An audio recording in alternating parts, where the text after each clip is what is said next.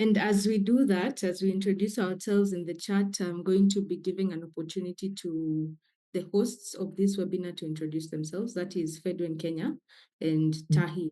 We will be introducing ourselves, so please do that. We can have Charles introducing ourselves, what they do at Tahi, and just giving us a brief of why we are gathering together in this webinar. Then we will hear from a representative from Fedwin Kenya. Charles, you have the floor. As the rest of us, please share our names and the organizations that we work with and the country in which we reside in the chat box. Thank you. Over to you, Charles. All right, thank you so much, Pamela. I'm unable to switch on my camera, but maybe with time I will. My name is Charles Tumwebaze, and I am the team leader at Together a Life Health Initiative Uganda, Kampala. And we work around issues to do with sexual reproductive health and rights for young people, in particular, young people with disability in Uganda. We are very, very honored to be part of this webinar, and we hope that we shall have a very fruitful discussion. Thank you.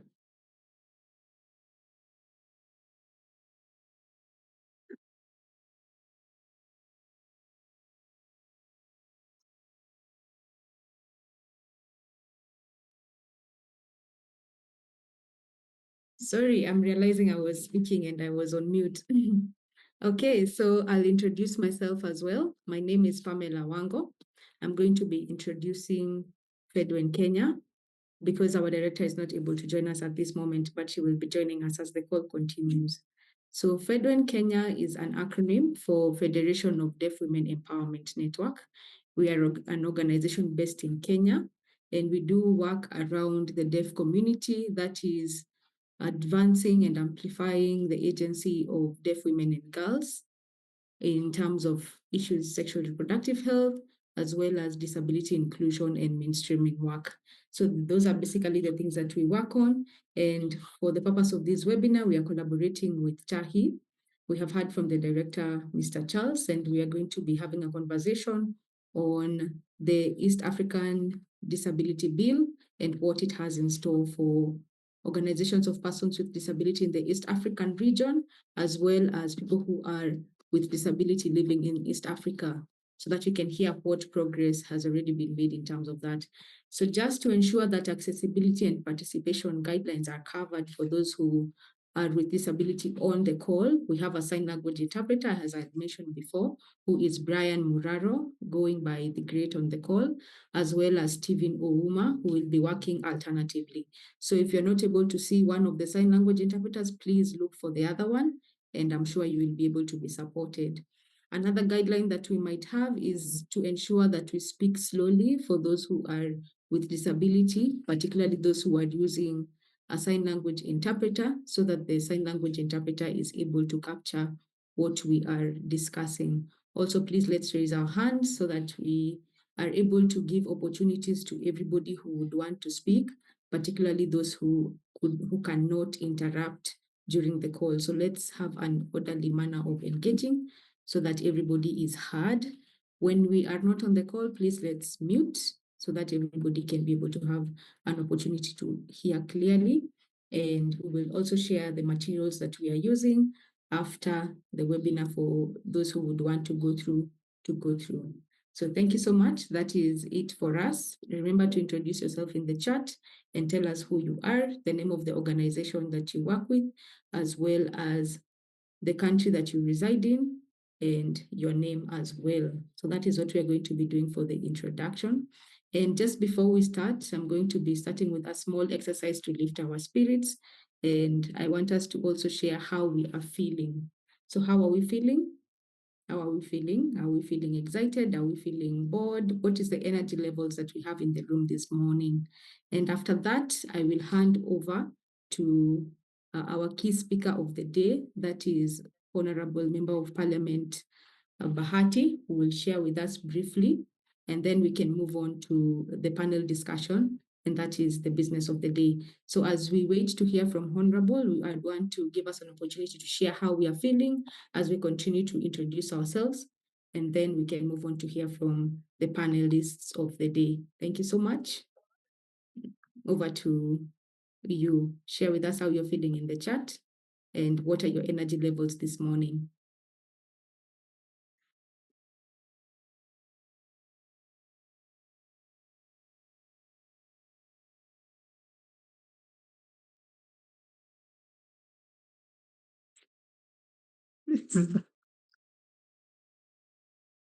If we have someone who would like to speak also, we will raise our hands and I will be able to see you with your hand raised.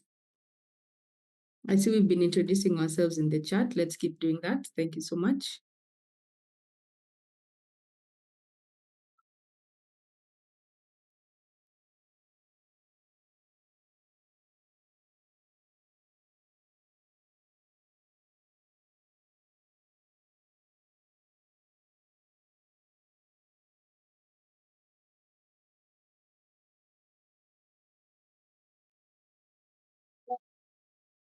How are we feeling? How are we feeling? Are we feeling like slide 1?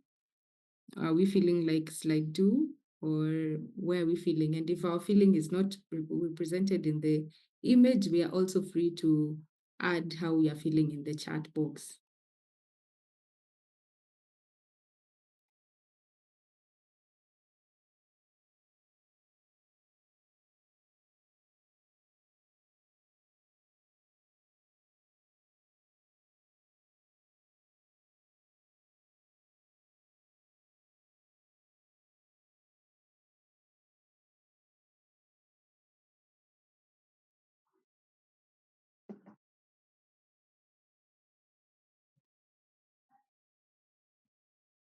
Ivy is feeling like number 7. Ivy, maybe you can share with us. Ivy is one of our panelists. Maybe you can share with us why are you feeling like number 7?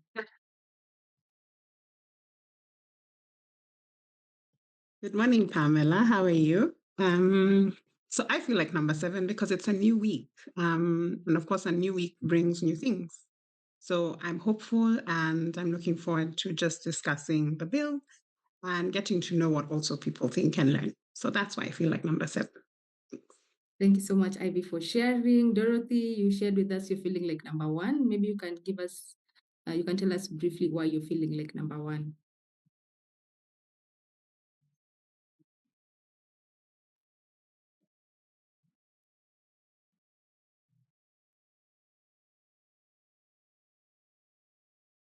Dorothy, are you able to unmute yourself?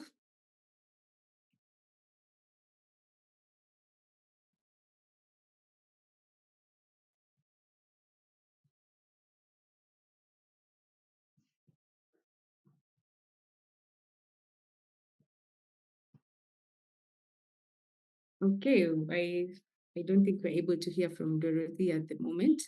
So we are going to be starting our webinar now, and we're going to be hearing from our panelists, beginning with our key speaker, who will give an opportunity just to introduce himself and share with us briefly about the East African Legislative Assembly, because he is a member of parliament there, and we can hear more about that before now we start engaging in the topic of the day and we start to speak about what is our business for this day, that is to discuss the East African Disability Bill. So if you're able to hear from Honorable Bahati, the floor is yours.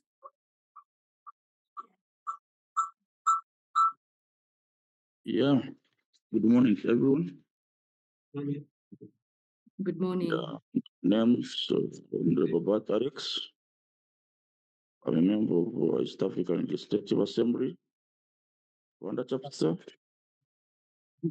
And they came here on the ticket for the persons with disability. And on that note, I found a bill, a disability bill, that was already here, that had already been assented.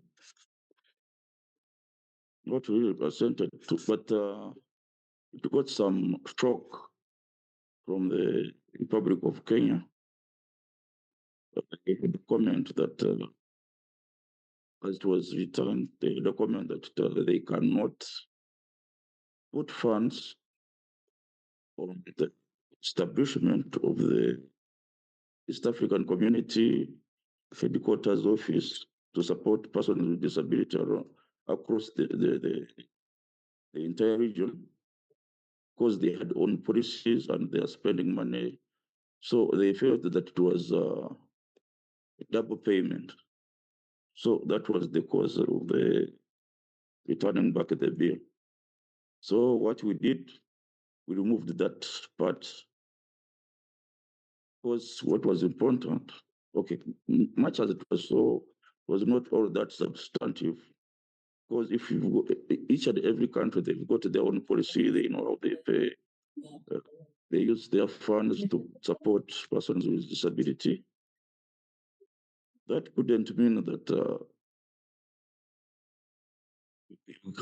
we cannot support each other or the regional level, such that we can coordinate persons with the disability and go on and they enjoy their rights like others do. So partially, that's what I can say about it. I came, took it over, went for the public hearing across the country, and when before even taking it to the parliament, the AR4, I came in AR4. This is my second term for information. So it became late. So we found out that we had to bring it in AR5. It started in 2022. So we had to restart again because the bill had been introduced in the previous year. It was 2020, before 2022. So it says that if you've got a bill and it goes to it has not been done in the previous assembly, so you've got to restart it once again. So now I was given a second, I came to the second term, still I continue with it. And the issue here is, as you may know, if you don't know, it's that like if the private members bill, not council members bill, it's the private members bill are not supported by the community in terms of public hearings and whatever. So I could not get the supporters to make sure that even up to now, to make sure that I can make the public hearing,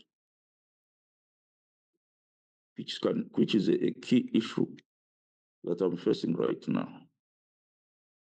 But tentatively, it was brought it is now in the committee, which is called General Purpose, that handles some special bills, of which East African Person with Disability Bill belong to. So we still have it. So I've been struggling to see if I can look for funds across whoever can support. You do the public hearing. After public hearing, you bring it to Parliament such that it can be passed. So tentatively, that's the situation of the bill. And I'm here to answer the questions. And I'm really actually privileged to be here to see that there's some people that are very much concerned on this bill, as I do, or as anybody with a disability can feel like enjoying the benefits of this bill. So, with much ado, Yes, I do say that fika vizuri. I'm here. You can ask me any I question don't even remember half of it. such that we can move together. Since, Excuse me. because I'm sure that you've already got the bill. Can go through together. Then you see the way forward. Thank you very much. Thank you so much, Honorable Alex Bahati. And I'm going to remind us, please, if you're not speaking, please mute yourself so that those who are on the call can be able to hear properly what we are discussing. So for those who are not speaking, please remember to mute your call, mute yourself on your side so that we do not have unnecessary interruptions. Thank you so much. I'll be moving on to our next panelist to introduce herself and also share with us what it is that she does so that we're able to know her better and we can be able to start this conversation in good time.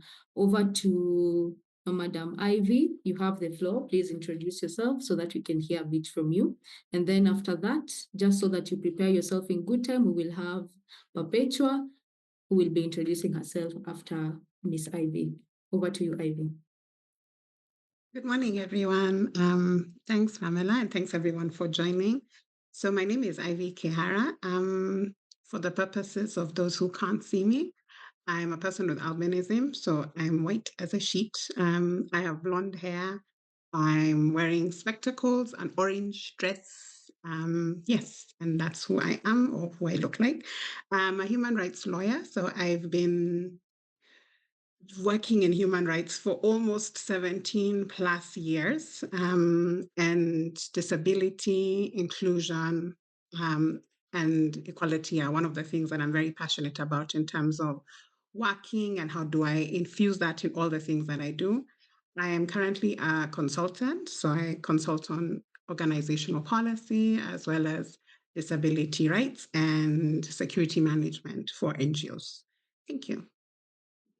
Thank you so much, Ivy, for that nice introduction. Over to Perpetua, and after Perpetua, we are going to hear from Patricia, who is going to be introducing herself next. Thank you so much. Over to you, Perpetua. Thank you, Pamela. Morning, everyone. My name is Perpetua Senkoro. I'm based in Dar es Salaam, Tanzania. It's a pleasure to join this webinar.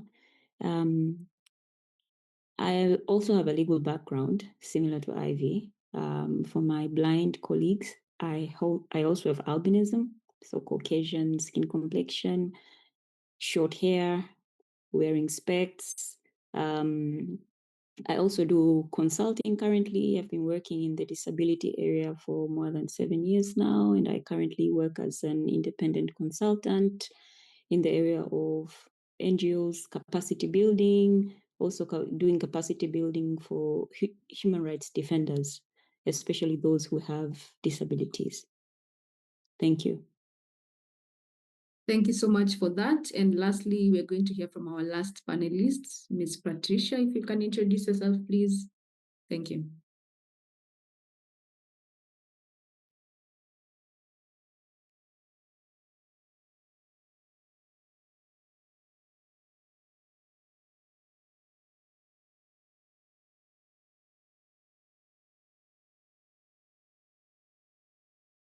Ms. Patricia, are you on the call with us? Please introduce yourself.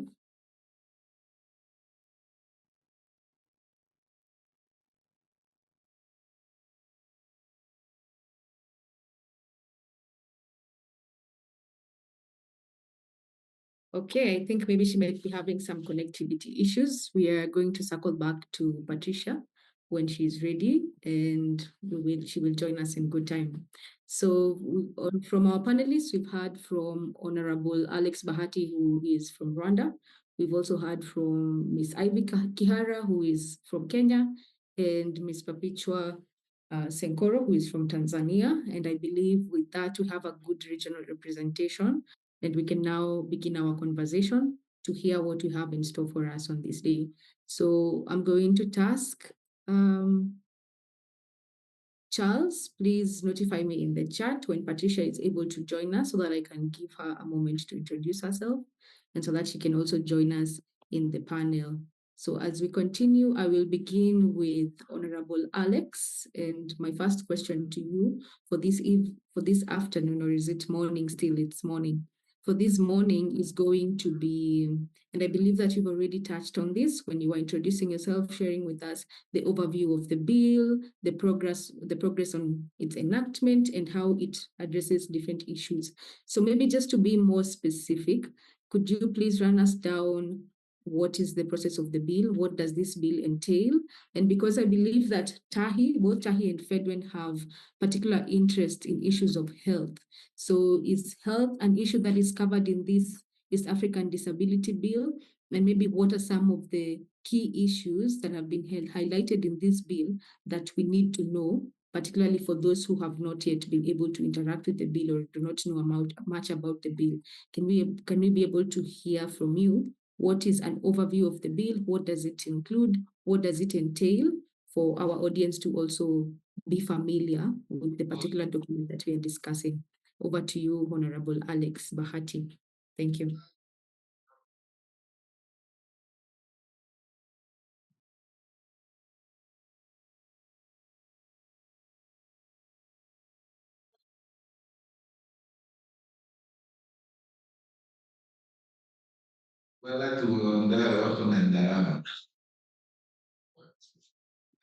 Thank you very much. As you can say, the bill almost covers each and everything that can support each and everybody as in regard to the disability he or she has, be it a disability of the skin, be it the disability of physical disability, be it mental impairment, maybe be it different impairment, or as it looks into all those matters. So as per I will just read through. I can't read the entire whatever the entire bill, but I will just highlight the key issues that we do have in this bill. First of all, we have the protection of rights for persons with disabilities. We have living in the community, accessibility and ability. We have employment of persons with disability, where we find that equal work, equal pay, not to apply to persons with disability. We have education training of persons with disabilities. We have enjoyment of highest attainable health. Actually, I think this is what you are just wanted to know about it. Yes. Expression in political and public activities. We have women, children, and older persons with disabilities. Because of course, when we are all the candidates of person of disability as we go older, we go becoming disabled. So the elders, we are all the candidates of being disabled. That's why each and everyone should give value to this bill. And we have the last one is the responsibilities persons with disabilities. So that's what the bill actually entails. But those are the most shadings that we do have.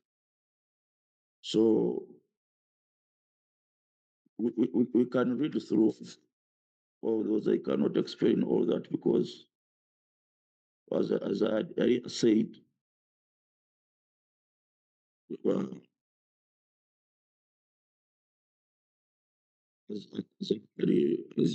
Ria said, we all have to work together as a team, and we'll see the way forward. That's all I can say. because I cannot go on all the details. Maybe probably where we are, we feel like it is very important maybe to analyze it. Like we can go through the bill, then read through what is actually what entails in that particular subject, and then we discuss about it. Okay, thank you so much, Honorable. I remember in the morning you mentioned that this bill was tabled by Kenya. I stand to be corrected if I happen to misquote. And you also shared how this bill is very comprehensive and it addresses very many different issues, particularly those issues that affect persons with disability in the East African region. So I believe that we can be able to take a look at the bill in our own free time and just understand it more deeply and how this bill can be able to support the other policy documents that exist in the different countries that we work in. So just to have a follow-up, maybe to interact with another person or another panelist. So I know that you're familiar with the document. I know that you've been able to look at it. So next I'm going to be engaging with Ms. Ivy and I'm going to be asking this question: how can this bill effectively address the specific needs and lived experiences of women and girls with disabilities, particularly the disabilities that are invisible, because we know that we have disabilities that are invisible, like for example, psychosocial disabilities, deaf people also have an invisible disability. And those disabilities that are usually categorized as marginalized, even within the disability community. How can this bill be able to effectively address issues of these specific communities, or what are the areas that we feel can be enhanced in the bill, even as we are discussing it and continuing to see how this bill can be made into a law, as had been mentioned by Honorable Alex Bahati when we were starting the webinar, and he shared that we have to do a public hearing and the parliament also has to pass it for it to become a law. So what do you think are some of the issues that still need to be addressed for groups of people with marginalized disabilities? Over to you, Ivy. Thank you, Pamela. I think the bill is a good start. I would say it's a good start. It gets us somewhere, bringing all the international and regional instruments and laws closer to home.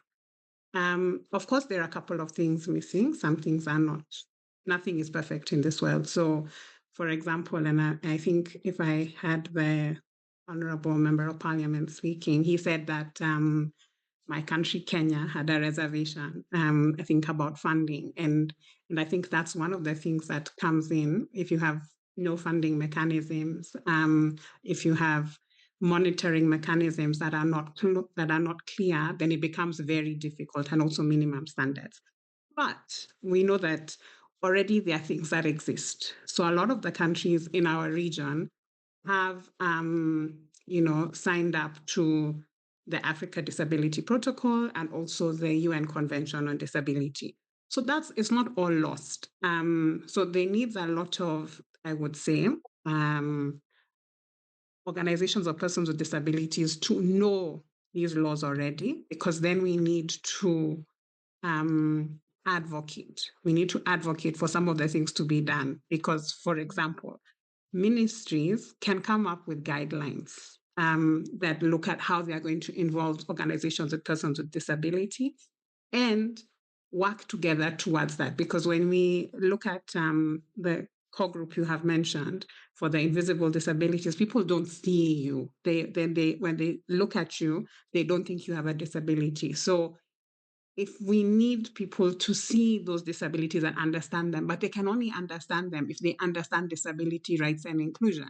If they don't understand those rights, then it doesn't matter what disability you have. You have stereotypes. You have people thinking that because they have spoken to you and you don't respond, then you must be very rude. And, that happens more for women with disabilities especially. And that then becomes a problem. So I think first we all need to understand what disability rights are for everybody. And then we all need to come together so that we then can know how to advocate collectively. That also means collect data. We need to know how many are we. I think in all the East African countries, we cannot say how many persons with disabilities we are and then divide it into the specific disabilities that exist. So we need to come together, understand our rights, and then know, using the existing legislation, how we can work with our different governments to ensure that we are included. Thanks. Okay, thank you so much, Ivy. And I think one thing that you have mentioned that is a very big issue is data. And of course, how many people with disability actually exist even in the different countries.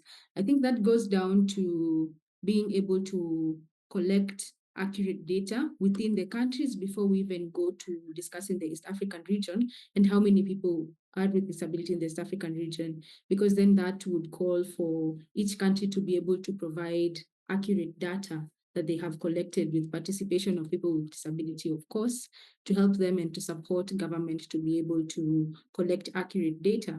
And as you've mentioned, women with disability, we understand that they have increased risk, and they many times are at risk of experiencing even further discrimination because of the intersectional experiences that they have, particularly on issues of disability.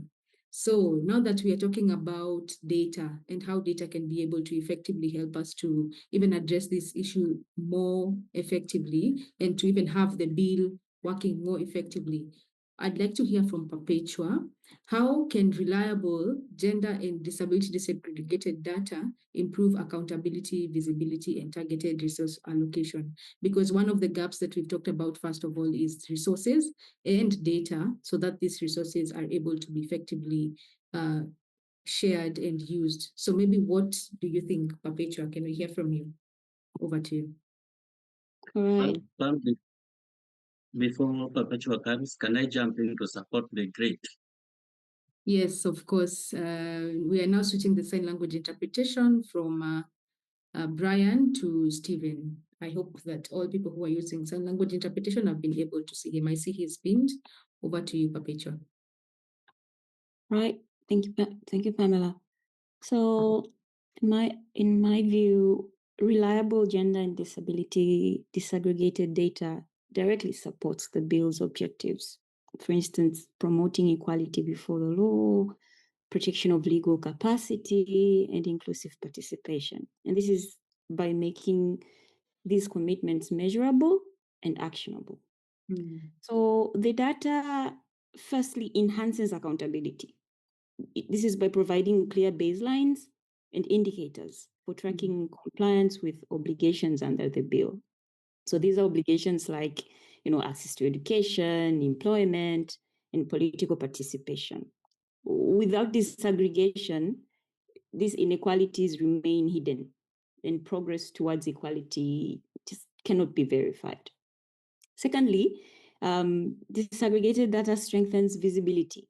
Visibility ensures that different disability groups, because we most often, disability is taken as a whole. So having that disaggregated data, it ensures that different disability groups are given visibility, that is, they are recognized as distinct rights holders, and this visibility shifts disability from a welfare issue to a governance and human rights issue. And thirdly, disaggregated data enables targeted resource allocation, because by identifying the disparities between, let's say, disability types, genders, regions, governments and the EAC Secretariat can equitably channel budgets, for instance, towards assistive devices, accessible health services, and inclusive education. So by integrating such data into, the EIC monitoring systems, this would institutionalize inclusive planning and ensure that no one is left behind. Thanks.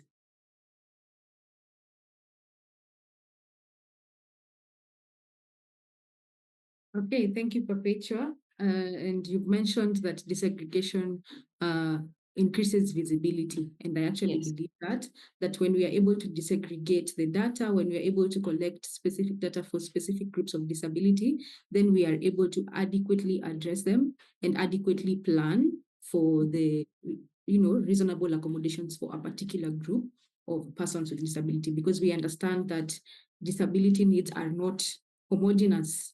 Like, for example, you would find that people with visual impairment have specific needs and specific interventions. People with albinism have specific needs and require specific interventions, and so on and so forth for every group of disability. And I believe that many times we are not adequately served because we do not have those specific needs adequately budgeted for. Many times we find that groups of disability are lumped into one, and allocation of resources is given to people with disability, forgetting that even within disability, there is so much diversity, even in specific groups of disability. For example, I would assume, or I understand, that even within albinism, we have different needs for different people. You will have, for example, one person who has maybe who more needs in terms of visual support. Maybe they would require large print, they would require different types of needs, when maybe another person would not need as much. So having very specific interventions and doing enough research and data collection supports the goal of the East African Disability Bill to be able to advance and even support inclusion in the East African community region. So that is very agreeable. And that will push me to the next question that I'd like to pose to Honorable Bahati. Now that we have discussed how data is important and how finances, we cannot be able to make any progress in the bill or even in implementation of the bill when it is passed into a law, we will not be able to achieve that without finances and resources. You've even mentioned that one of the challenges that we have already experienced is finances, and we hope that we can be able to mobilize more resources to be able to push for the bill to be implemented or to be passed through Parliament for it to become a law. So now my question to you, Honorable Bahati, would be, what are some of the innovative financing mechanisms that could support the East African Disability Fund and even the ratification of the East African Disability Bill to ensure sustainability in resourcing inclusion initiatives? Because we cannot continue to lag behind because of resources. We need to have strategies of mobilizing resources for us to achieve the change that we want to see. So what are some of the innovative financing mechanisms that have already been adopted or we are thinking about adopting as we are thinking about the East African Disability Bill?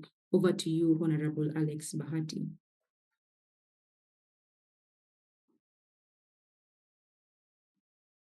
Road, of course, lack of liquidity is not, should not pull us down and we don't go forward. But what I think we've got to look for the finances and see how they can help us push forward. When we are united and we're making something that is very tangible at the regional level, I think you can always mobilize some funds. There are very many NGOs that can always support us. That's what I can say. Because most of our bills, we pass them for the as a individual bill financed by any country. I mean, at the regional level, if they say, but I think we can look into it. And we share ideas. Sorry, I'm having some issues hearing you properly. Are you getting me now?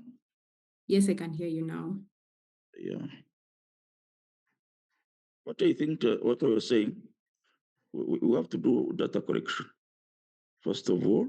Then from there, just set how we can even ask for funds from NGOs, given the data, because you cannot ask for funds when you don't have the clear picture of what kind of disabilities that we have, which levels, how many in the region.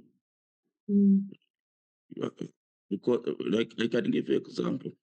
Right now, we've got the conflict-induced disability, which is very big.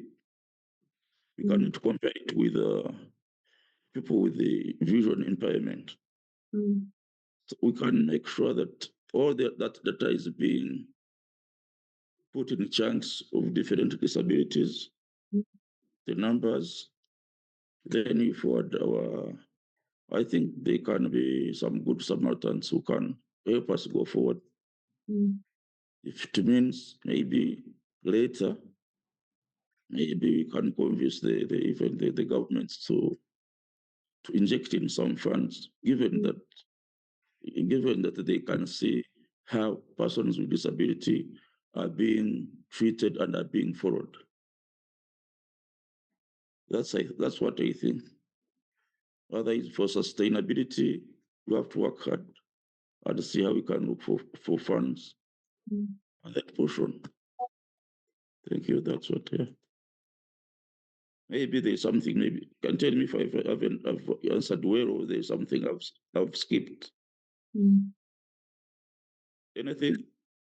Okay, thank you, Honorable Alex. So maybe just a follow-up question for you. At the moment, does this mean that we have zero budget, or what is actually happening on the ground now, seeing that you already have, you are on the inside and you can share with us a bit so that we can be able to understand? Does this mean that there are no resources currently for the East African Disability Bill, or is it that the resources that are existing at the moment are insufficient? And you also mentioned that organizations of people with disability could be able to support this, or even civil society organizations can be able to chip in, so that we are able to jointly mobilize resources for the East African Disability Bill to be able to continue. So my question is that, is it that the resources are insufficient, and are we also thinking about maybe looking in the disability fundraising, the organizations that fund organizations of disability? Because I also believe that there are regional partners who have invested quite some money into disability work, or even advancing disability inclusion in the region. So are the resources insufficient? And also, how can the civil society and regional partners be able to contribute to this, now that you have mentioned that CSOs and OPDs and funders who are working in the disability space can be able to contribute?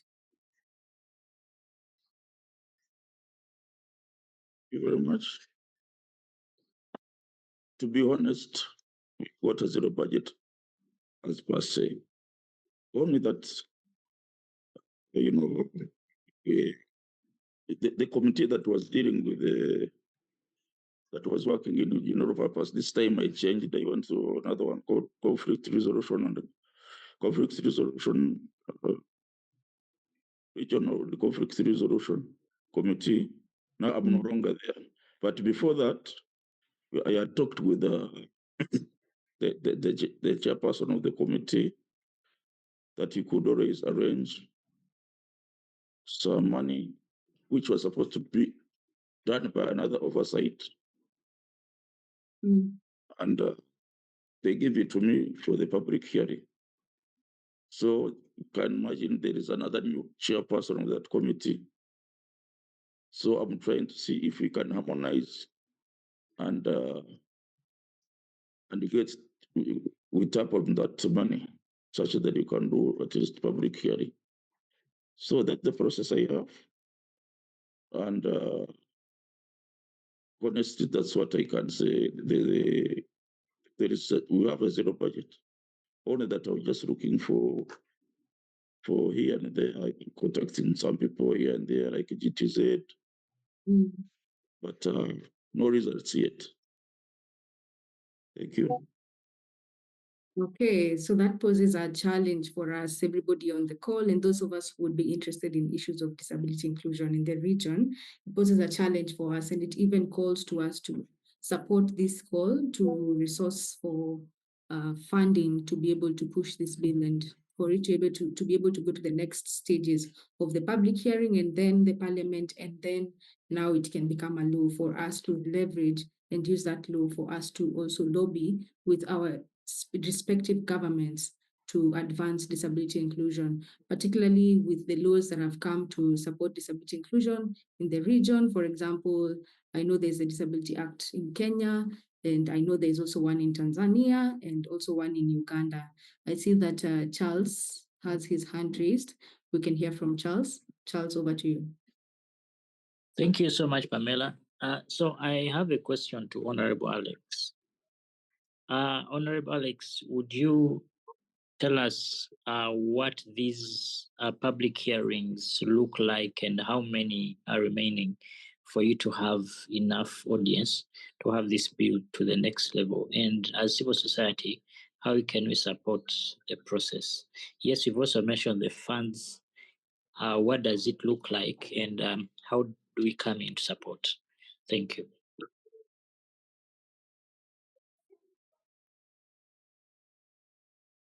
Thank you very much. The way we do public hearing is that where that bill was sent by the speaker to be dealt with in a particular committee. So that particular committee, if they get funds, we see how we divide ourselves in the region.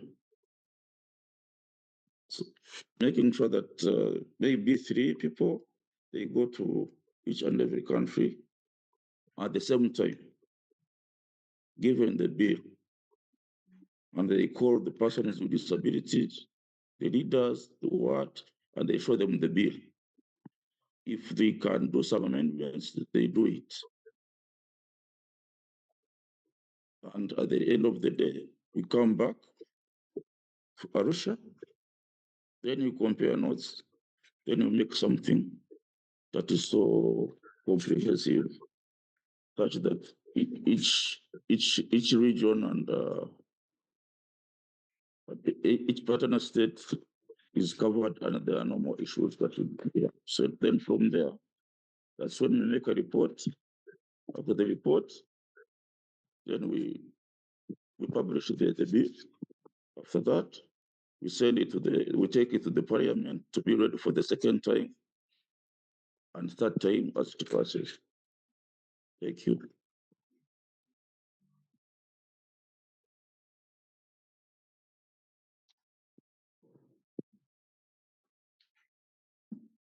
Thank you, Honorable.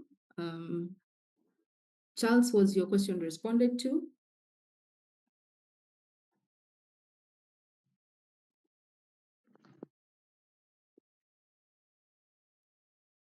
Okay, I see Charles has given us a thumbs up.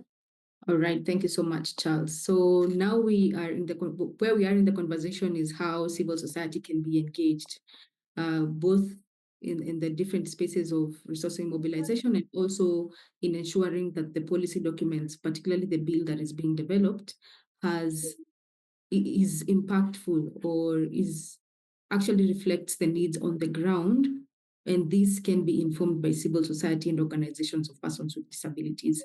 Now I'm going to be asking a question to Ms. Perpetua, back to you again.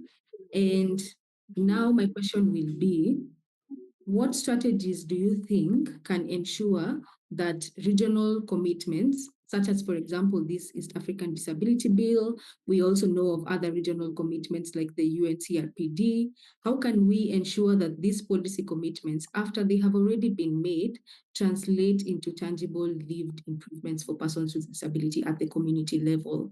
Because we know that many times we have very many policy documents, but they do not actually translate on the ground. So how can we ensure, or how can we be able to put strategies in place to ensure that while we are discussing these policies at a regional level, at these high level convenings, that we also translate this into tangible results that can be seen at the community level?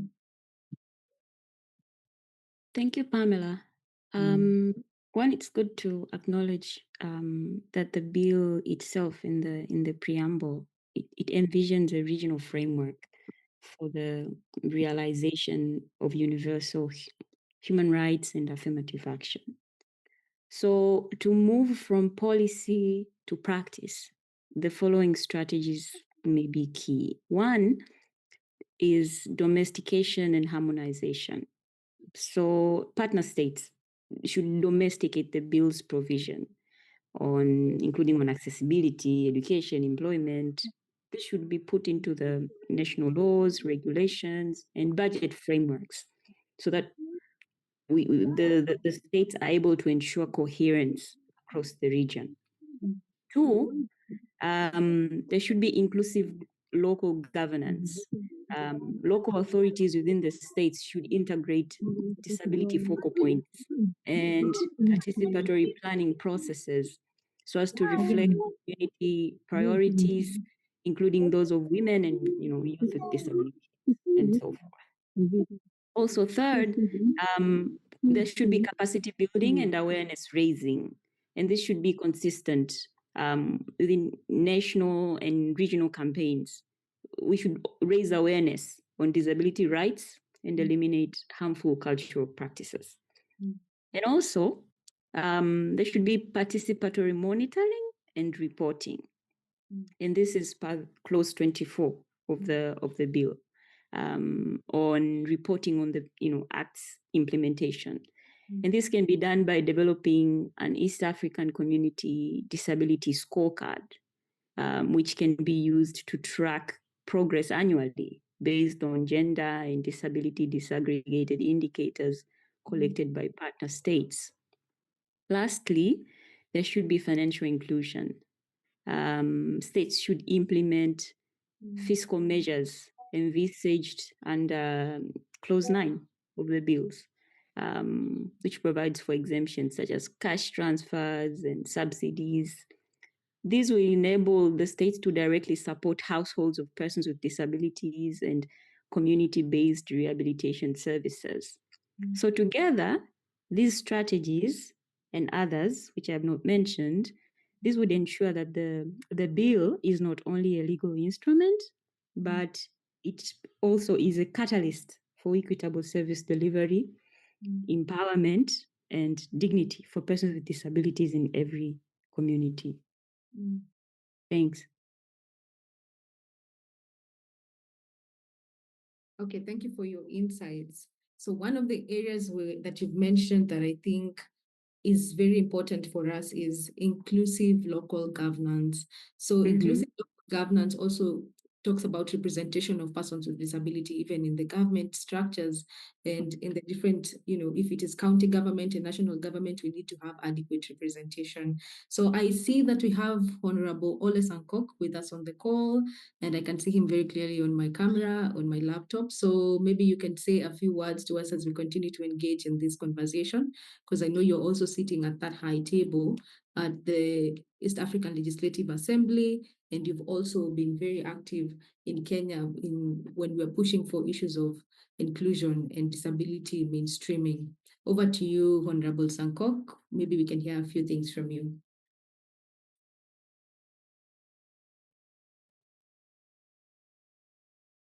I will join you shortly. Just let me get out of where there is noise, then I will join you shortly. Please. I'm sorry. No problem, Honorable. Thank you so much for joining us and also listening in on this conversation. Whenever you have an opportunity, we will be able to give you a few minutes to share with us a few insights. As we were discussing, we were talking about some of the strategies that can be able to reflect these regional frameworks so that we are able to see progress and change at the community level. And we have heard also about participatory monitoring and reporting, which means that we need to have, and I love that you mentioned even in the article, it already captures this, that there should already be mechanisms for data to be collected from the grassroots level to see whether these policies are actually working, whether the implementation is good or bad, and where we can correct it and make amendments so that we are able to see the progress that we would want to see in the East African community in terms of disability inclusion and accessibility. We already have made some milestones, but we know that we can be able to do more. And with the strategies that you have mentioned, it includes also budgeting frameworks being put in place, gender and disability inclusion being prioritized. So thank you so much for your insights, Perpetua, and for sharing with us those few pointers for us to keep in mind even as we continue to advocate. So I'm going to speak to, I see that Wamboi Karuri has a question.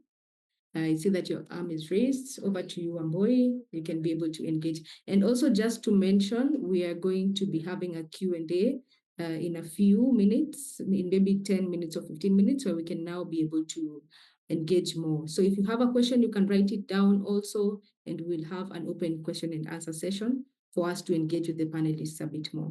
Over to Wamboi Karuri. I see your hand was raised.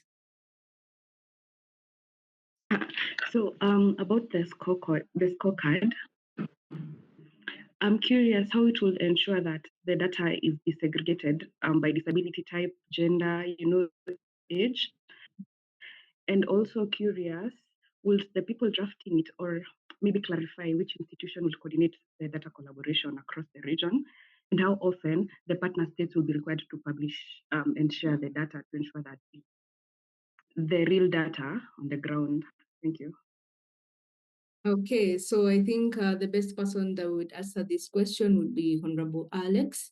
We just want to find out how is monitoring and evaluation done for the existing policies in the East African that have been developed by the IALA, the East African Legislative Assembly, and how can maybe such a framework be used also with the disability bill to be able to track and ensure that we are following up on the progress that has been made. Honorable Sankok, I see you're with us now. Over to you.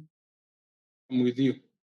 Okay. Yes, I'm David Olasangok. I think you should repeat the question because I was a bit busy, but now I'm in a good room. Okay, thank you, Honorable. So we had just requested you to introduce yourself. I know you're also a person with disability who is a member of parliament of the East African Legislative Assembly. So what can we expect from the East African Legislative Assembly in terms of disability inclusion and mainstreaming? And maybe you could handle the question that Wamboi Karuri has raised. And she was asking, how can we monitor how this bill is going to be effective on the ground? If, for example, we were to use a scorecard, what institution will be mandated to collect this data, and how will they communicate their findings to the grassroots organizations? Okay. My name is David Olasankok. I'm a member of Parliament, East Africa Legislative Assembly. I've also been a member of Parliament in the National Assembly of Kenya, and I've been the chairman, National Council for Persons with Disability in Kenya. As per the question you have asked, the first one is what do you expect from the East Africa Legislative Assembly? Of course, currently we have, I think Honorable Bahati is either online or you will join us soon. We have a bill, the Person with Disability Bill of East Africa, which is sponsored by Honorable Bahati Alex from Rwanda. He's also a person with disability. And you will elaborate more on what is actually contained in the bill. But as you are aware, Kenya have made a lot of stride as compared to other East African states. It is only in Kenya where a person with disability don't pay taxes, they import vehicle duty-free. Kenya Sign Language is third official language in Kenya, examinable by the Kenya National Examination Council. It was in the performance contracting indicator. I don't know, I heard that it was removed for the ministries, department, and agencies of government. Accessibility to some extent have been achieved, apart from the old buildings that at times, being a developing country, we have to temper justice with mercy, because you can't bring down the buildings when you are actually a developing country, and a third world country for that matter. We intend to attract investors more than scaring them away. So you expect a lot because the bill will now cover the whole of East Africa, will bring some of the lessons that we have learned from the United Nations Convention on the Rights of Persons with Disability, from the Persons with Disability Act of Parliament of 2003, session paper number 14 of Kenya, Article 54 of Kenya, and then we enrich the bill, and I'm sure persons with disability will be a bit safer doing business across borders.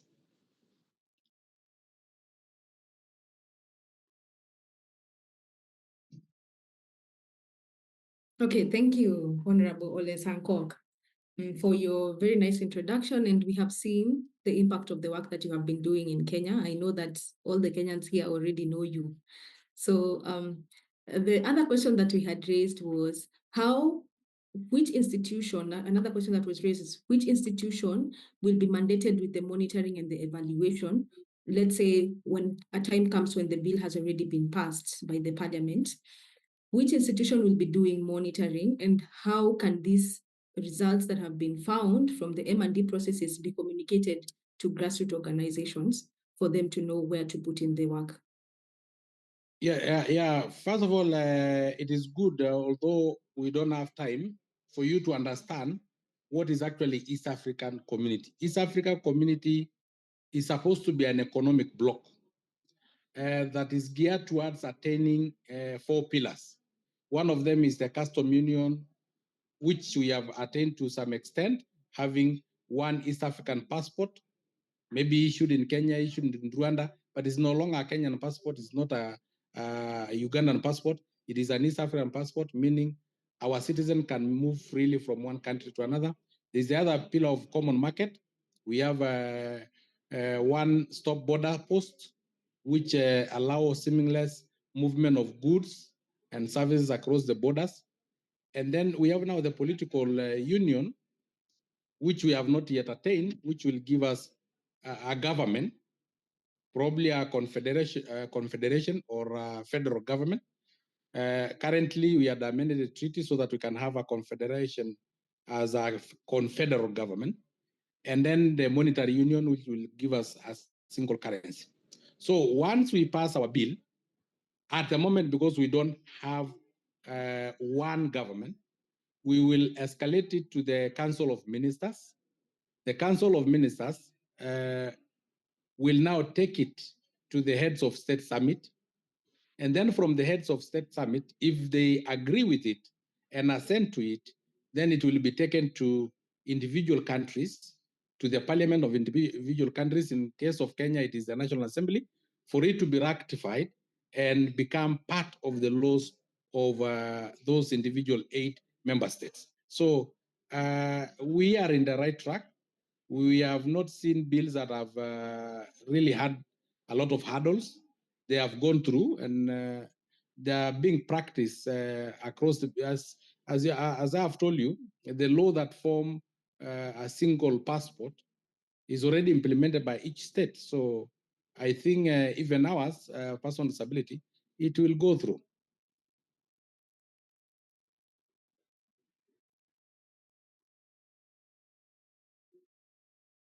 You are muted.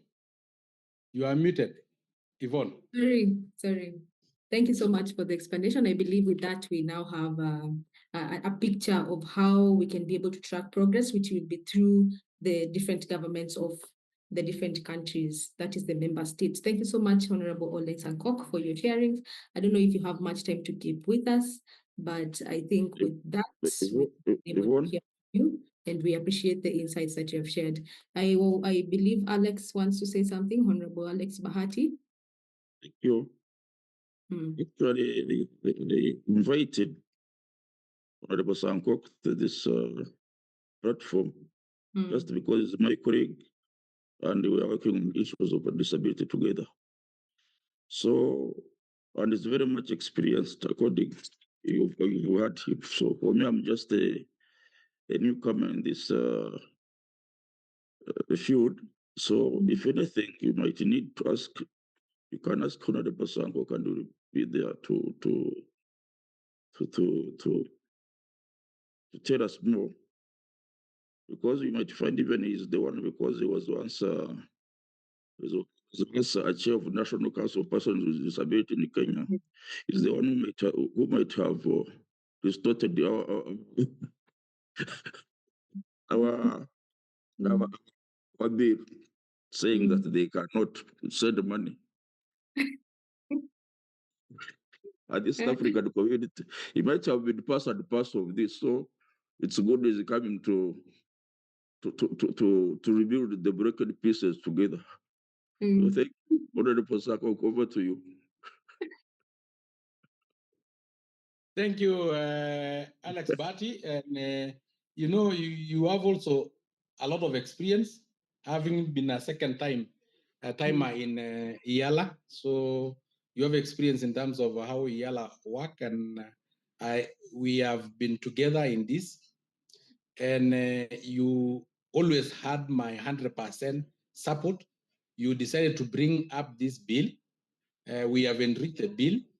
And I can assure the citizen of East African community, the 350 million of them, that with me and Alex in IALA, you can rest assured that our term will not end before this bill is passed, is ascended, and implementation will be over to individual countries, because at the moment, every country still retain their sovereignty.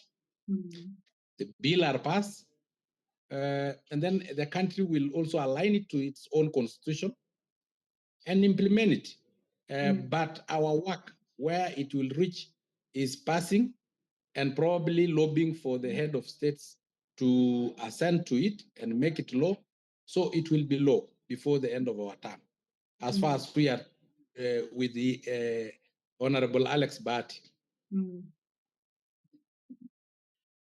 Okay, we are happy to hear the commitment that we have gotten from Honorable Sankok, as well as his colleague, Honorable Bahati, that this bill is going to be passed, that we can expect by the end of their term that we will have this bill, and now it will be our mandate to be able to ensure that this translates into the grassroots in the different countries that we are representing on this webinar. Thank you so much for that, Honorable Sankok. And now we're going to go to our last round of questions from our panelists, and then we can now move on to an open question and answer session so that the audience can also engage in any questions that they would want to ask. So I am going to go to the last question that I'm going to be asking Ms. Ivy. And Ms. Ivy, now that we have heard that the tracking and the monitoring will now be dependent on the different states that will be represented, the member states, I would want to ask you, how can civil society and the National Disability Councils and even the grassroots movements hold government accountable to implement the provisions that have already existed? What are your thoughts? Thank you, Pamela. One of the things that I think we all need to take into consideration is we're not alone even without this bill. So there are things that we can do that can build up to see the importance of the bill and why we need to have it, after the whole process that has been explained by our members of Parliament of the East Africa Assembly. So the first thing we can do is shadow monitoring, which means that there are people who are in all parts of our different countries that have information about how we are doing as countries, on disability issues. So we need to actually start publishing that information. And when I say publishing doesn't mean you have to go and write a book. We have social media, which has made things really, really easy now. So you can do the shadow monitoring. And also when it comes up to the time when all these states are going before the UN body, the Africa Commission, that information can be sent to whether it's the national councils or it's the national human rights institutions, like the Kenya National Commission on Human Rights, which I think the equivalent of that exists throughout all our East African countries.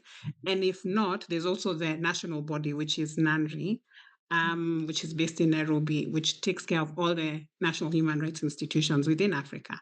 So that information can be sent to them so that it can be included as a shadow report to those bodies, so that it makes our governments actually very aware of what they're doing, what they're not doing, and what they can improve.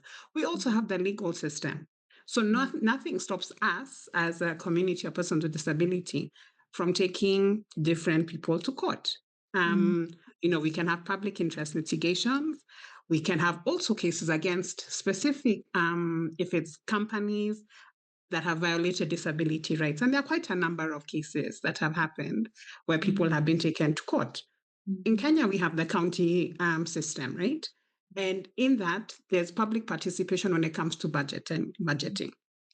So how are we, as persons with disability, engaging with some of those budgets? Because some of the functions of government are devolved. So the county is in charge of some of them. So how are we looking at all those budgets every year? Because there's that cycle.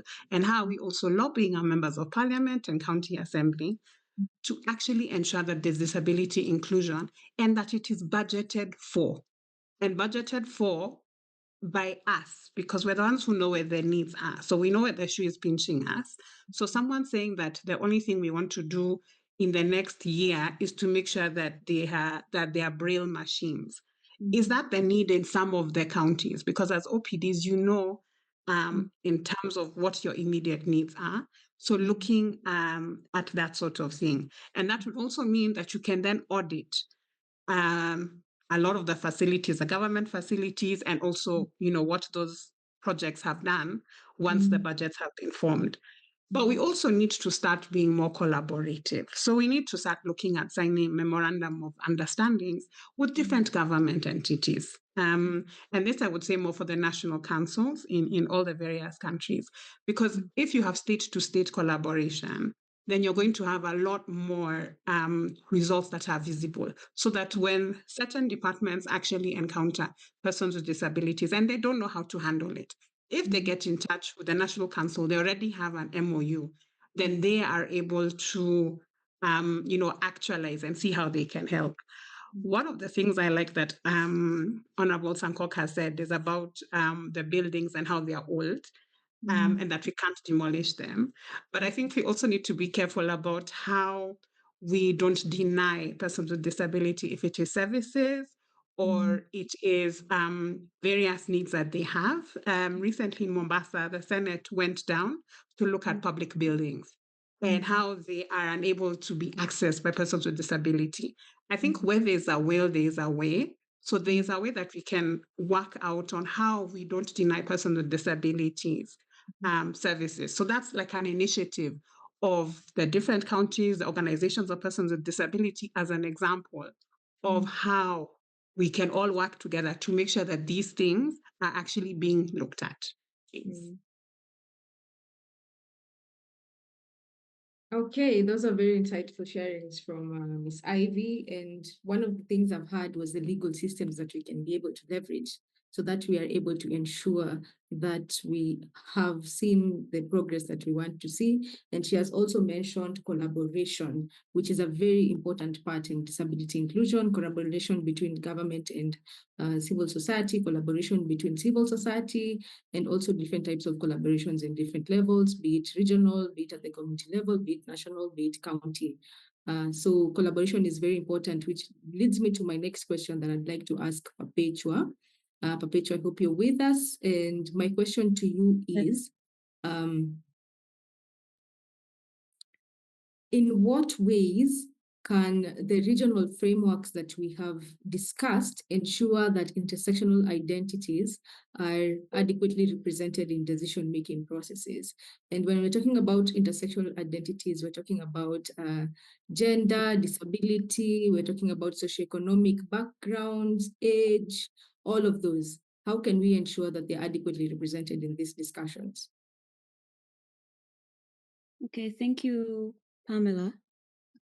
Noting that this bill under clause 19 already mandates direct engagement, consultation, and involvement of persons with disability through the regional representatives.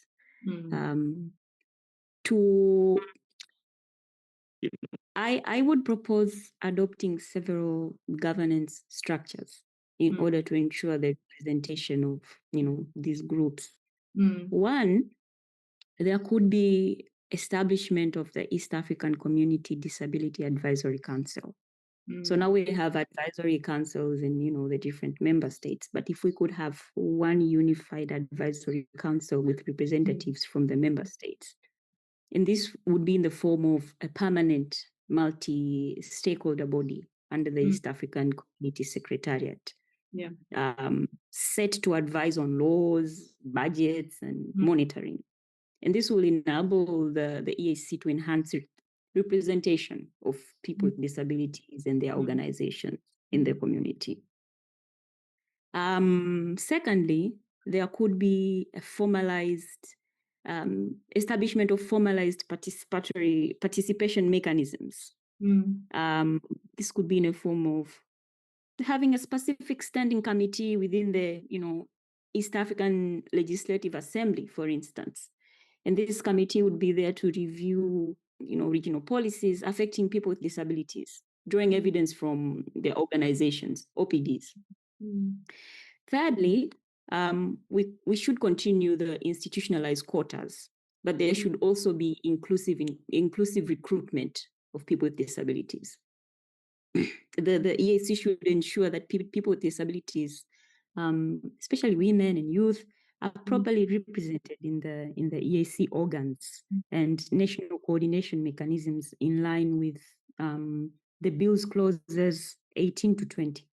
And lastly, there also can be consultative protocols and accessibility standards, which require the East African communities meetings, consultations, and elections to provide reasonable accommodation as provided for under Clause 12 of the bill.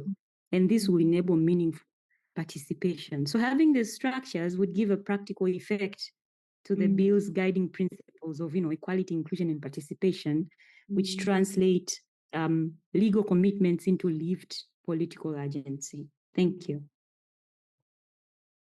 Okay, thank you so much. That was really insightful. And I will not even comment much. I believe that the suggestions that you have made are very, very important.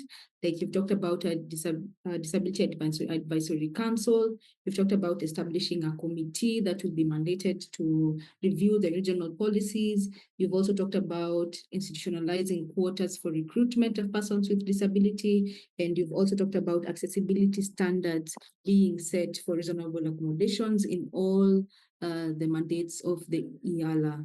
Thank you so much for that. And now my last question for the honorables will be either to Honorable Sankok or to Honorable Alex Bahati, whoever will be willing to take.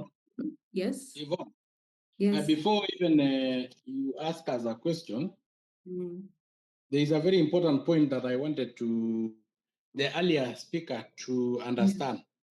Because it kind of mistook or misunderstood when I said that there are old buildings that our Act of Parliament of 2003, Session Paper number 4, mandated the National Council for Persons with Disability in Kenya to close. There was a grace period to make those buildings adaptable and accessible to persons with disability within 5 years. After 5 years, that was around 2015, kind of, we will have demolished some of the buildings. But aware that we are in a third world country, a developing country, and we need those investors for us to be able to have job opportunities for our youth and other people. We tempered justice with mercy, but not saying that the upcoming building will be allowed to have inaccessible buildings. Of course, in Kenya, we went ahead and introduced a study unit in the training of engineers, civil engineers, and architects on the matter of accessibility, so that as they make their design, as they make design for their clients, they are already internalized the need for the accessibility. So I think it was the old buildings that there was really very little we can do about it. Yes. Okay, thank you so much. And maybe now that we have you, what did you think about the governance structures or the suggestions that were made by the previous speaker. For example, establishing a disability advisory council, having a committee to review the regional policies, institutionalizing quotas for recruitment. And she also talked about accessibility standards being set for reasonable accommodations that then the IALA can be able to implement to ensure disability inclusion and mainstreaming. What did you think about those? And when you're commenting about that, my final question to you would be, as young people and youth, either with or without disability, who may be interested in participating in these types of processes, how can they be engaged, particularly in such discussions at a regional level, for them to also be able to articulate the issues that affect them as young people with disability in the East African community? Over to you.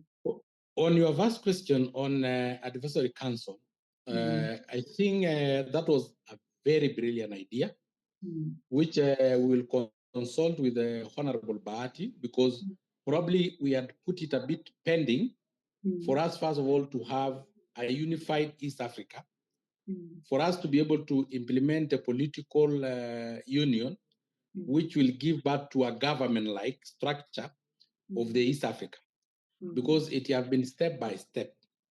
I've told you 2 pillars have already been implemented, remaining now becoming one country or one state with one constitution. Because you can imagine the advisory council of IALA will have to oversight institutions that are not necessarily institutions of EAC. Yes. Because for accessibility, it will involve even institution of learning, a primary school in your neighborhood, which have nothing to do with EAC until that day. EAC is in one country. But what we'll do, we will consult further and probably have that advisory council that will oversight and report probably to one organ of EAC. It may be now reporting directly to IALA. And then IALA will take it as a motion to urge the Council of Ministers, specifically of that country, a minister from that country that we find a loophole in the law to be able to implement as per the directive of the East African Disability Bill. So I think that is a brilliant idea, and we invite more of those ideas. And probably we have another meeting, and they can come and sit with us and guide us, so that we can come up with something. That is what I can say. The second question about the youth participating, there are various channels, because in East African community we have institutions like the Swahili Commission, the Lake Victoria Basin Commission, we have the Inter-University Council of East Africa, and anybody who participates on EAC matters have to come through those institutions. So youth can participate in through those institutions. Yes. Okay, thank you so much. So now I think we can have your parting shots or your last comments before now we open the floor to our audience, maybe who would have a question or would want a clarification from any of the panelists. So maybe we can hear final comments from you, Honorable Sankok, while you're still speaking. Where is Bahati? I think Bahati should now give our parting shots. Yes, sure. We can hear our parting shots from Honorable Bahati as well. Honorable Bahati, we can hear parting shots from you. I see Charles has raised a question, has raised a Hello. hand.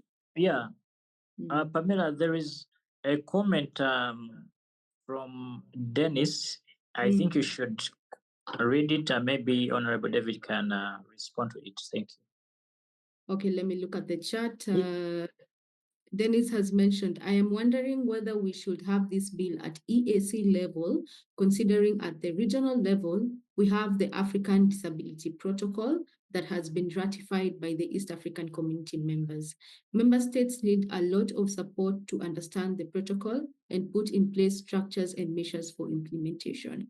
In my view, we should push for establishment of structures within the East African community that would help implement the African Disability Protocol and engage with the African Union structures to hold member states accountable for promotion of disability rights. I like the ideas given by Senkoro. Okay, thank you very much. That is another very brilliant idea. But nonetheless, in the process of making law, we don't do it like that. We have the United Nations Convention on the Rights of Persons with Disability. We can't say we can make laws in Uganda or Kenya pertaining persons with disability just to implement the United Nations Convention on the Rights of Persons with Disability. What we do in the making of laws is that we domesticate the laws. The African Protocol will now be domesticated by the East African Disability Bill, which will now go down to the National Assembly Act of Parliaments, because even when the Constitution prescribe how persons with disability will be treated, you still have to have an Act of Parliament for it to be implementable. You only have to align it with the Constitution. So what we are doing is bringing the United Nations Convention on the Rights of Persons with Disability, the African Protocol on Disability, align it with the East African Disability Bill, and then we will now have a unified way of dealing with persons with disability across the 8 member states. And the 8 member states will be bound by this one in quote, which is an international instrument. And since they are part of EAC through the treaty, they, as far as they remain as members of EAC, they have to ratify this one and domesticate this law into their laws. So we are just strengthening. Okay. I hope that the question you answered, Dennis, was question you posed was answered. I believe that the question was answered. We are having some disruption. Please mute yourself if you're not speaking. Okay, thank you. So I believe that the question that Dennis has posed was responded to adequately. In case you do not feel the same, Dennis, please feel free to ask again or seek clarification. So now, because of time, we are going to be hearing from our panelists, maybe our closing remarks, and then we can open the floor for question and answers from the panelists as well. What are your last remarks before we move on to the opening of the question and answer segment? We had invited Honorable Alex Bahati to have the floor to speak to us and give us his closing remarks. Yeah. Thank you very much. The closing remarks, what I can say as per the bill, which is the key issue we are talking about now.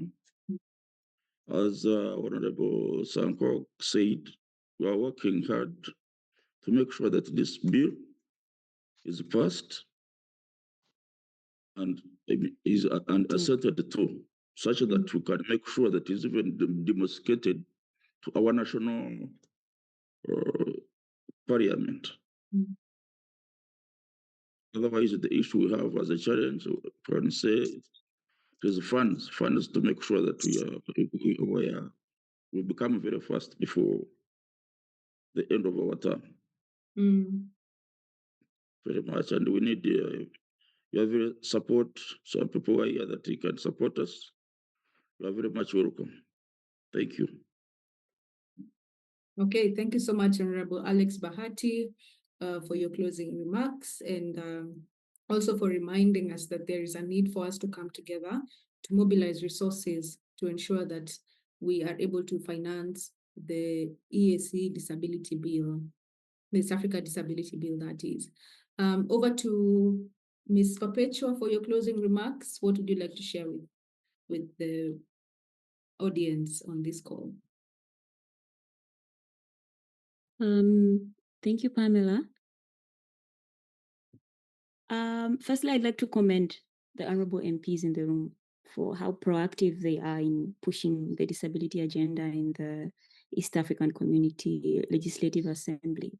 I also love to stress that while the bill is an important step towards building a more inclusive and equal East Africa, the bill or laws alone are not enough. We should also increase the push to ensure that the bill and the future law is put into action. Thank you. Thank you so much for those final remarks. Let's hear from Ms. Ivy. Thank you to everyone who has spoken before me. I think for me, I want to challenge quite a number of people in the room. So I want to first start with Tahi and Fedwin, because there has been a very clear ask about us collaborating together. Maybe this would be a thing that the two organizations can take up to see how we can work with the honorable MPs and see how we can push this forward. And, you know, when we're doing that, we can probably even think of having communities of practice, like within the region. So where we're looking at the different things that affect persons with disabilities. So if it's health, if it's education, if it's justice, economic empowerment, you know, health, all of those things, then maybe that's something we need to first even just map out and then see how we can work together. For the honorable MPs, all the best. This is a very difficult task, I think, especially when we look at finances and looking at how the global economy is going.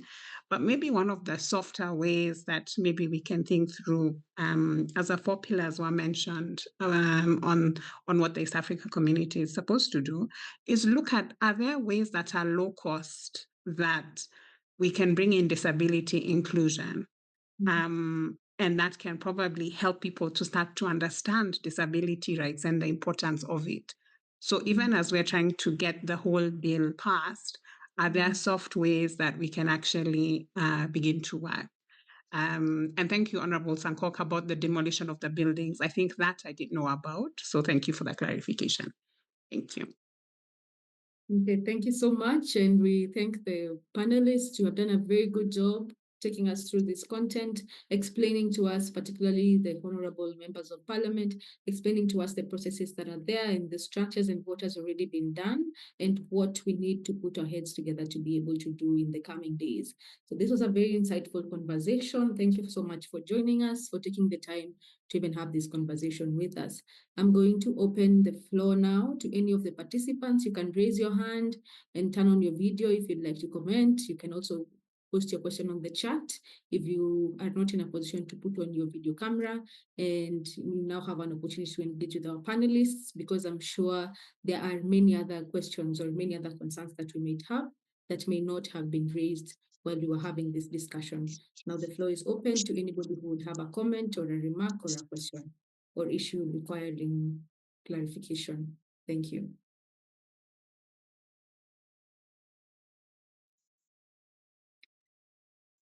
Also, before we get our first speaker, Leta hiyo nini kubwa. Hiyo ya katikati.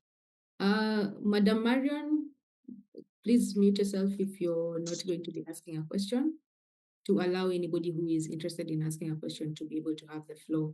Also, just a reminder that we have a link on the chat to register. If you have not registered your name, please make sure you do so before we end the webinar, because we will be ending at 1 p.m. I'm sharing the link again. Ensure that you register your name so that we are able to share with you any materials that we will be developing after this webinar. Thank you so much. The floor is open to anyone who would have a question or a comment.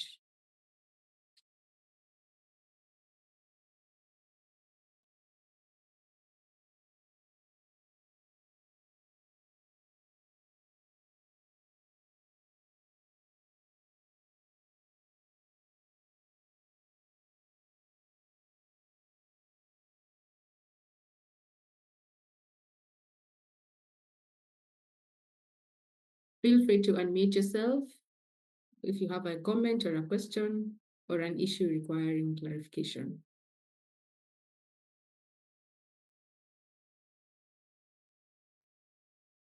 Can I come in to support Brian? Okay, thank you.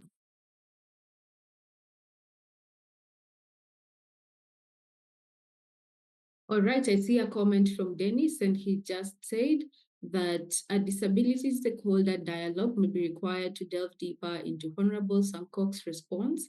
Kenya's disability law is super progressive. It does not need alignment of the East African Community Persons with Disability Bill. Let's have legislative strategy that will guide how the bill is processed, public participation and coordination of stakeholders. So from what you're commenting, I believe that Dennis is saying that there needs to be more stakeholder dialogues so that we know where we are in terms of policy frameworks and which policy frameworks need improvement or alignment. Now that he mentioned that the disability law already captures what has been captured in the East African Persons with Disability Bill. We have another comment I see from Janet Nyaboke, and it says, hello, I'm Janet. I'm in the education sector. I teach at deaf school and would greatly appreciate collaboration to enhance communities of practice in the grassroots and more enlightenment on inclusion. Here is my contact and my email address. Thank you so much, Janet, for sharing that. We will keep in touch as we continue. Anybody else that has a comment? Yvonne. Yes. Over to you. Yvonne. Yes, over to you. Yes, the first comment was that Kenya have made a lot of stride, and I want to assure him that we will not water down what Kenya have already achieved. If anything, we can only enhance.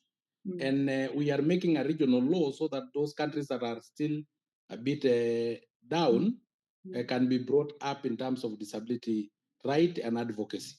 I accept from his comment, Kenya is ahead, and I have been on the process from the time I was a student leader in the University of Nairobi to consulting with the late President Mwai Kibaki, to assenting of that Person with Disability Act of Parliament of 2003. So I know all that Kenyan stride have made.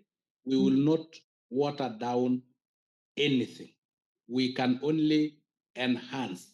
So let him be assured, because I see some fear in him. Okay, thank you for that clarification, Honorable Sankok.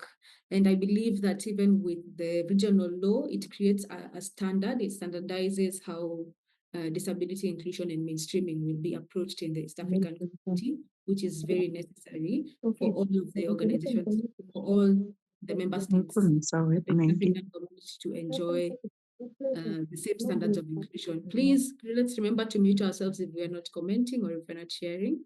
And I will be reading the last comment that I have in my chat box from Rose Ashley, and she says, I would like to first appreciate all the members of parliament. In Honorable Sankok, kindly, there is great need to make the disability test available everywhere, like even within clinics, so as to help many out there get disability cards. Some really suffer, like the deaf, even the lame. I have a problem understanding that last part.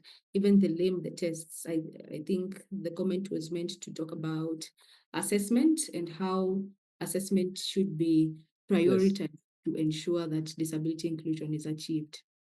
Yvonne. Yes. And I assist you in responding. I understand what they are saying because I've been in the grassroots for a very long time. So I think Alice Njoroge can mute. So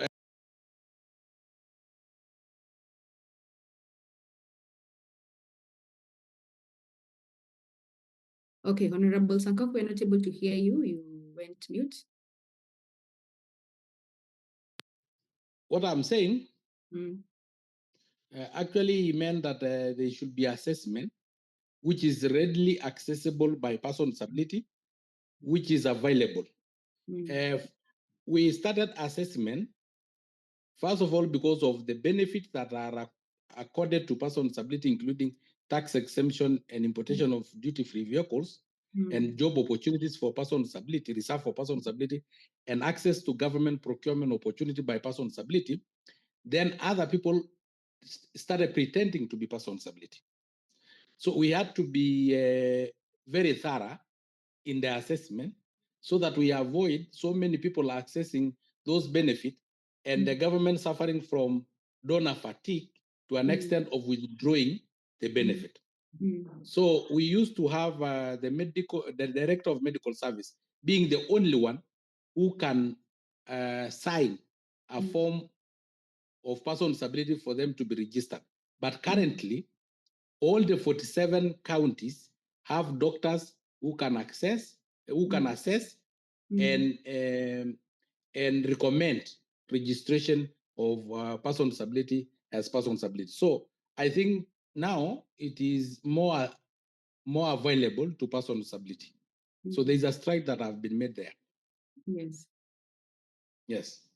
Okay, I see we also have some other two comments.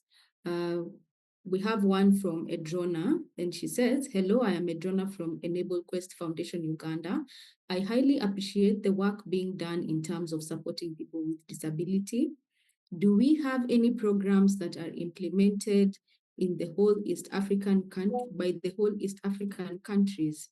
And another question, maybe just to read both of them so that if we're responding, we can respond to them together.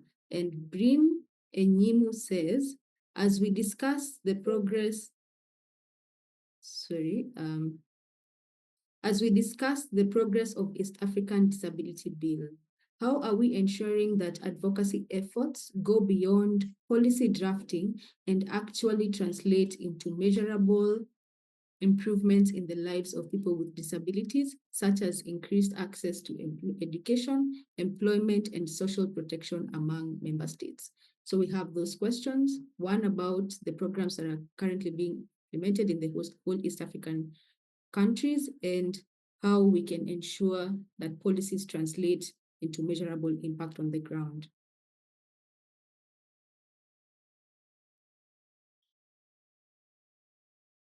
We can hear maybe from any of the panelists who would like to respond, particularly on the programs being implemented in the EAC. We would like to hear from the members of parliament, Honorable Sankoko, Honorable Alex Bahati. Any of you who could answer to that question, we would highly appreciate it.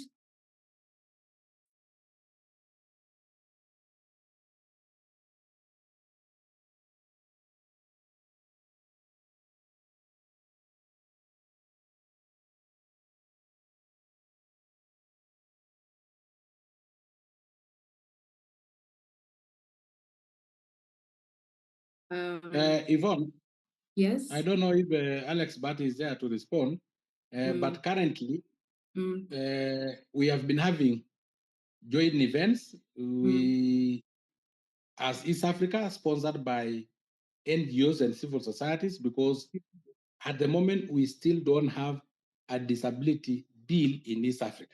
It is now that we are passing it. And once we have passed it, then there will be activities maybe organized by IALA or EAC. But since they don't have yet, we have been having collaboration, most of it supported and sponsored by civil societies and NGOs. One of them is the one that we are participating today here. Okay, thank you so much. As we continue to read on the chat, I want to give Ivan an opportunity to speak. Ivan, you have the floor. Thanks, Yvonne. Actually, I want first of all thank the presenters for the wonderful presentations and your moderation. I think the East African Disability Bill is the way to go, because we've been having different laws in different countries of East Africa that are governing the disability rights and maybe monitoring. However, we've been having challenge because like he mentioned, one of the speaker mentioned that some people have been benefiting from the necessities of the people with disability. while in the case where they are not even having any disability. So maybe this will try to harmonize what is happening. So my prayer is that at least this bill should harmonize with the East African community existing bills or acts that they have that are governing the people with disability, to see that at least all their needs are incorporated into what this essential bill. And also maybe we need to do a lot of awareness and capacity and partnership with different civil society organizations in different countries within the region. It is a very good initiative that I see Tahi is already on board, and they're already doing great work here in Uganda. So how I wish that you can reach out to many other organizations, even we are outside Uganda, to see that at least this bill, they have a say or they have an input before it is passed. It will help us actually think that we own it, because usually when you let stakeholders participate within what they will own, they feel that they own something.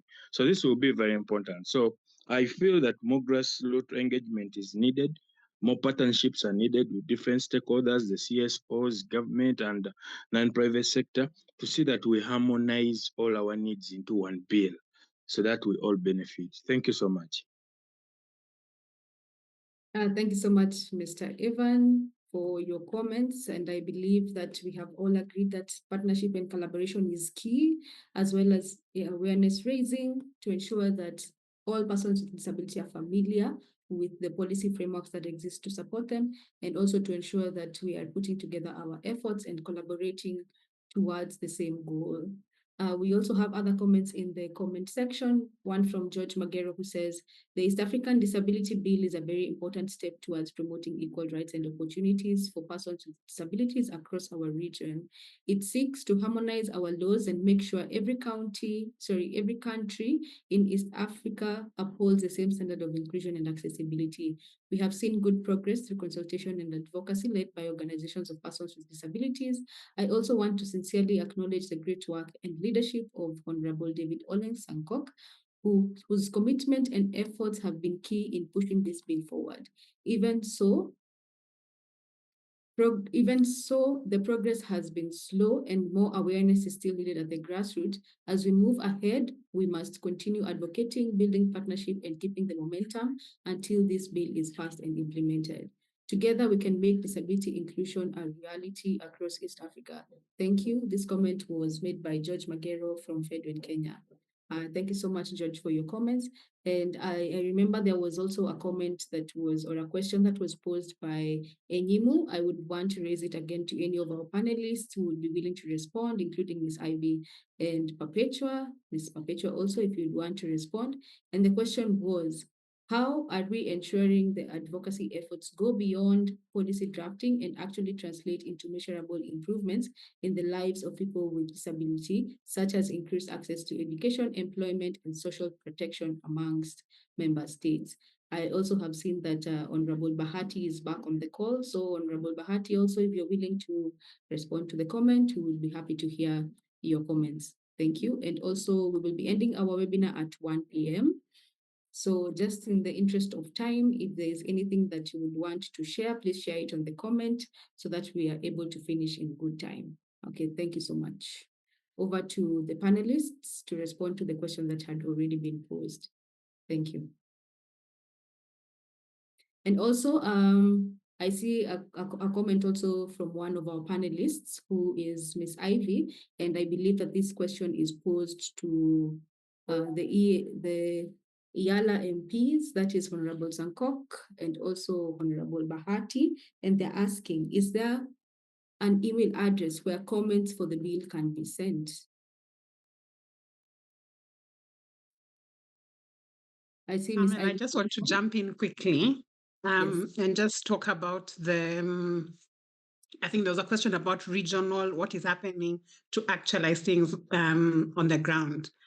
Unfortunately, a lot of that work has rested on organizations of persons with disabilities and non-governmental organizations in each country to do what they are doing, and also for the international organizations who are working countrywide to sort of implement a lot of these things, including work like what happens in emergencies, what Honorable Alex mentioned for people who get disabled during emergencies and humanitarian crises. So there's work that's going on, good work that's going on in each country, but I'm not sure if we're harmonizing as well as we should.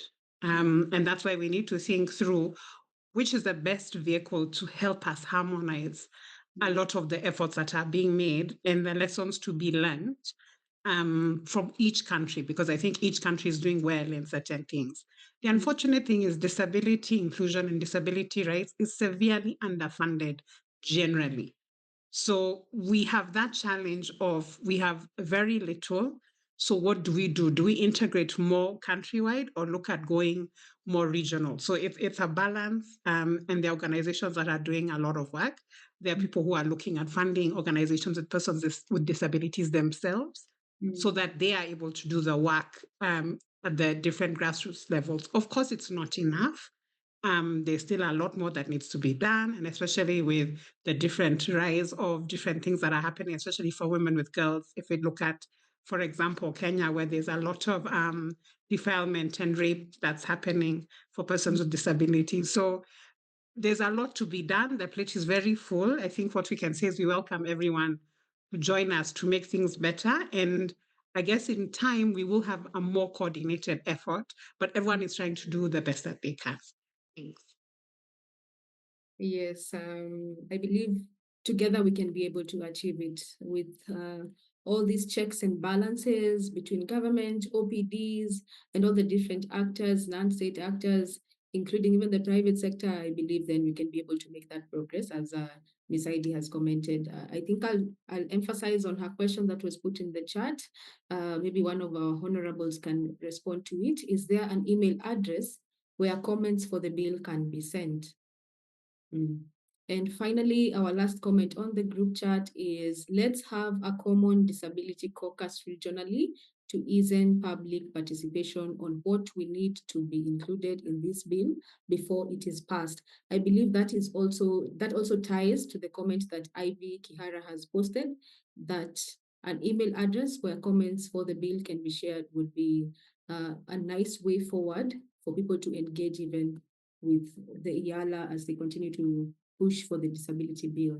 I see one more hand from Wamboi Karuri, and this will be the last comment that we are going to be taking in the interest of time, as we also give an opportunity to one of our honorables to respond on how comments or feedback on the bill can be shared to the East African Legislative Assembly. Over to you, Wamboi Karuri. Hi, my final question will be, Honorable Alex talked about fundraising, and I was curious, what efforts will be made to ensure that there is no duplication? I mean, in terms of the funds that are being taken and where they're being directed, and ensuring that the amount that is gotten, it's going to be directed to the most urgent disability priorities, which maybe will be identified by the different grassroots levels or through the different community audits. Thank you. Okay. Thank you so much for that question. That was a really nice question. I believe, I don't know if Honorable Alex is still with us on the call.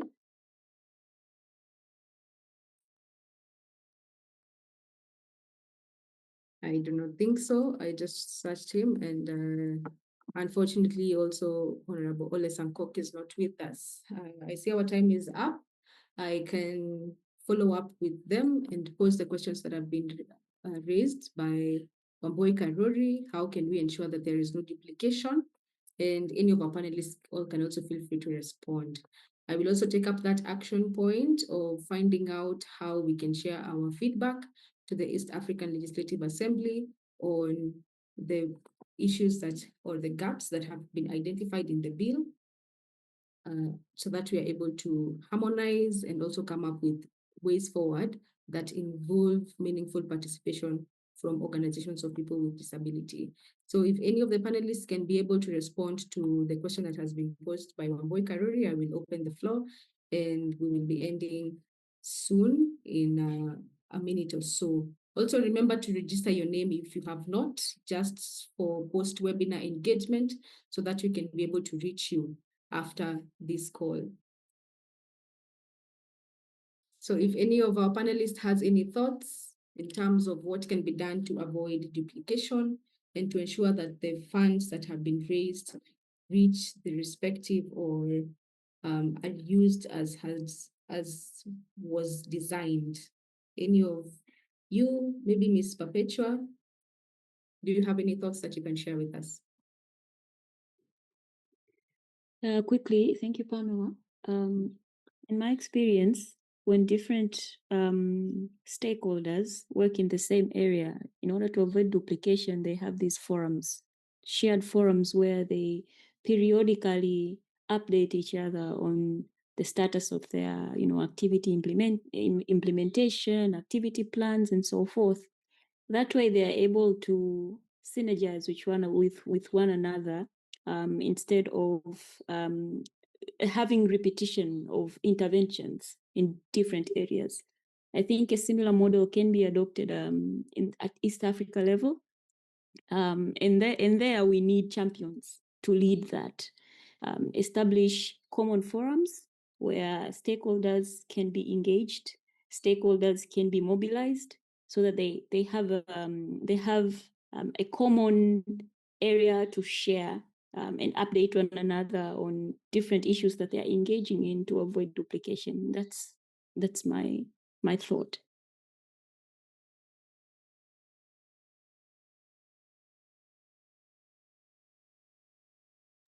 You are muted. Thank you so much, Ms. Perpetua, for that. I don't know if Ivy has any last comments before we end the webinar. Just to add on what Perpetua has said, which is really true, is then people, maybe if you have a common aim or goal or mission or vision, come together with like-minded organizations and then fundraise together, because I think that makes it easier.